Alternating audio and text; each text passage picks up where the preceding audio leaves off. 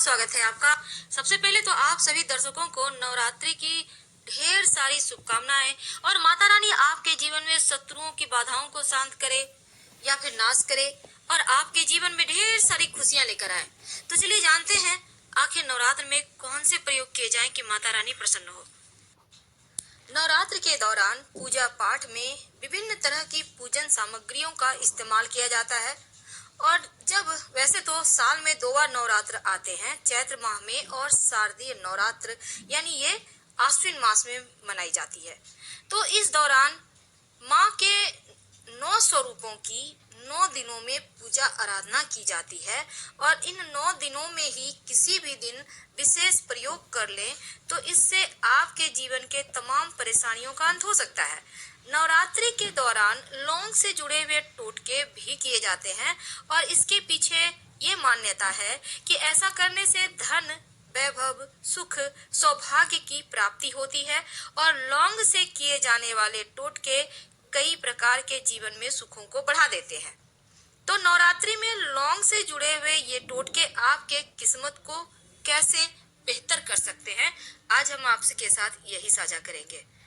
देखिए, जिस लौंग को आप यूज कीजिएगा बिल्कुल साबुत होनी चाहिए, टूटी फूटी हुई ना हो, सुंदर सा देखकर, बड़ा बड़ा सुंदर सा देखकर लीजिएगा और पुराना नहीं लीजिएगा, बिल्कुल फ्रेश लीजिएगा, क्योंकि जैसी भक्ति होगी, भावना होगी, वैसा ही फल मिलेगा।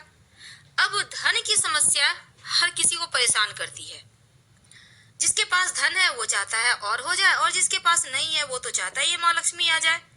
तब ऐसे में अगर धन की स्थिति बहुत गड़बड़ हो, तब नवरात्र के दिनों में जब शाम में आप माँ की आरती करते हैं, पूजा करते हैं, दीपक जलाते हैं, तब एक छोटा सा काम कीजिए। आप कपूर जलाकर ही पूरे घर में दिखाइए, आरती कीजिए माँ की।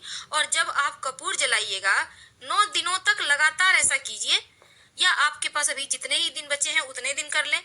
तो कपूर में 2 लौंग डाल दें और फिर इसी से आरती करें। ज्योतिष कहता है कि ऐसा करने से धन संबंधी परेशानी दूर हो जाती है, बिगड़े हुए काम बनने लगते हैं और जीवन के सारे कष्ट दूर हो जाते हैं। तो लौंग का ये प्रयोग अगर आप नियमित रूप से नवरात्र के 9 दिनों तक करें या एक भी दिन कर लें तो बहुत सारी मुश्किलें आसान हो जाएगी। वैसे अगर आप घी, कपूर नहीं जलाते मान लेते हैं, ऐसे कपूर ही जलाना चाहिए। अगर नहीं जलाते तो घी का ही दिया बाती करते होंगे।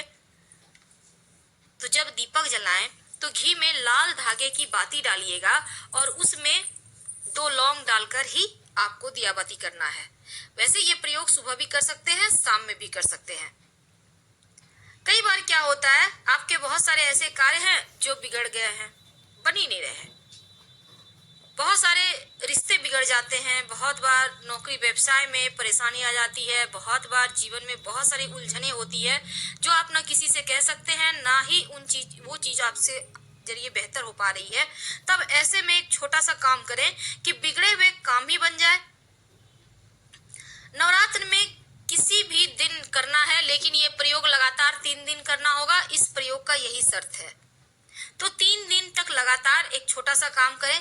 पान का पत्ता आपको मार्केट में मिल जाएगा, बिल्कुल साबुत पान का पत्ता। आप चाहें तो एक ही दिन में तीनों खरीद कर ले आइए, संभाल के रखिए और एक एक करके यूज कीजिएगा।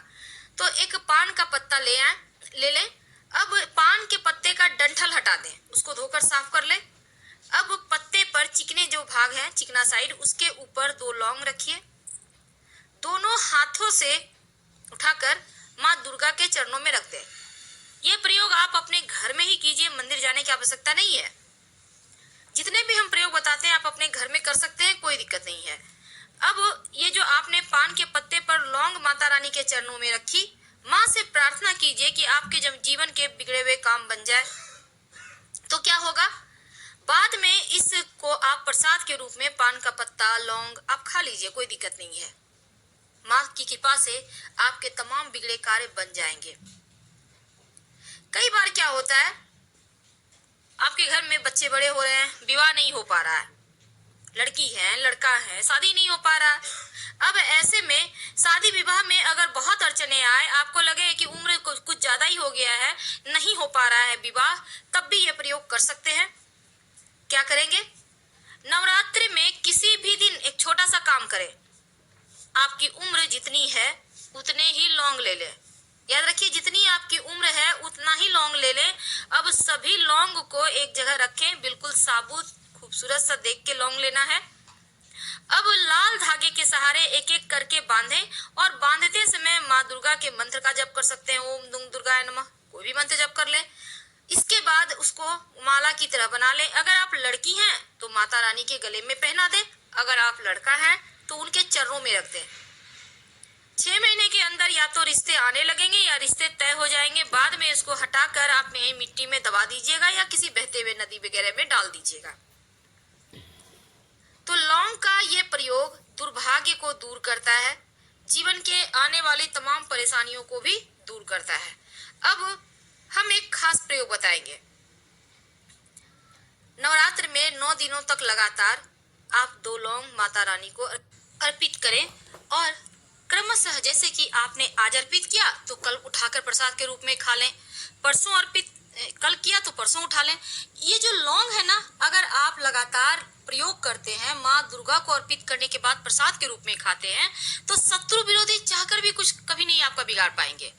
और इस समय में एक छोटा सा प्रयोग किया जाता है। आप किसी भी दिन 2 लौंग लाल कपड़े पर रखकर माँ दुर्गा को अर्पित कर दीजिएगा और फिर इस लौंग को अगले दिन उस कपड़े के साथ ही उठाइए और उसमें बांधकर धन के स्थान पे रख दें। किसी की बुरी दृष्टि हाय नहीं लगेगी आपके धन को और आप खूब पैसा कमाएंगे। नवरात्र के दिनों में वैसे तो लौंग के और भी बहुत सारे प्रयोग किए जाते हैं, लेकिन आज हम एक छोटा सा प्रयोग और आपके साथ शेयर करेंगे। देखिए, कई बार होता है क्या है, जीवन में कष्ट बढ़ जाते हैं। कई बार राहु केतु की समस्या भी परेशान करती है। अब आप चाहते हैं कि राहु केतु शांत हो जाए, तो इस नवरात्र के दिनों में, चूंकि आपको तो पता होगा माँ दुर्गा के मंदिर में शिव जी, ब्रह्मा, विष्णु, महेश यानी कि तीनों ही रहते हैं, तो यकीन मानिए अगर आप एक छोटा सा प्रयोग कर लेते हैं तो राहु केतु की समस्या से मुक्ति पा जाएंगे। क्या करेंगे?